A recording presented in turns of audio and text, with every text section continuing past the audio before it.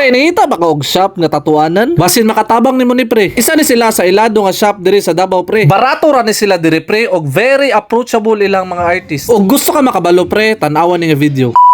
Pare, murag mao na gyud ni nga time nga magpatato ka pre. Ayaw na pagduwa-duwa pre kay mga tanghan ni sila diri. Dili kayo dako ilang area pre, pero limpyo og well organized ilang mga gamit. Pero pre, tudluan pud ta ka kung asa ni ang Inkaholic Tattoo. Dali ra kay sa tultulan pre kung tagabuhangin ka. Kabantay ka ni Emily Villar pre kay atbang ra gyud sila. Naa ni sila sa second floor pre kanin DSTI building. Kung mangita ka silang entrance pre kay mosulod lang kagamay diri sa kilid. Unya makakita ka ni hagdanan nga itong pre kay pasaka ka diha. Og malibog ka pre kay magbutang na lang ko diha sa comment section. So sama sa kong gingon pre nga very approachable gyud ni sila diri pagsulod pa lang nimo. Kay di jud ka maulaw og i-accommodate jud kanila. Og isa sa kanindot diri pinero kay ga-customize ni sila diri og mga tato pre. Isa silang service offer diri pinero kaning piercing. Makita gyud nimo diha pre nga limpyo gyud pagkatrabaho. Og pag-abot pud ani lang permanent tato pre kay makita gyud nimo nga planado. Kay sa pag-abot ani kay pihikan baya gyud ta. Ayon tagyaban ra ni alcohol mawala ra. Dili ra baya gyud pre. Pero bitaw pre lain pay ato kato bitaw magpa-erase og tato. Kay isa pud ni silang service offer diri kaning laser tattoo removal. And look at this guy pre. How din ni siya ang mag-piercing nga banggiitan ninyo. Bitaw pre og nagplano ka magpatato, mao gyud ni ako ma-recommend sa imo nga shop. Open din ni sila pre sa 10 AM to 8 PM. Pre patnubay ng magulang ni ha. Bawal mga underage diri. Og na kay mga pangutana pre, i-message na lang sila sa Facebook page.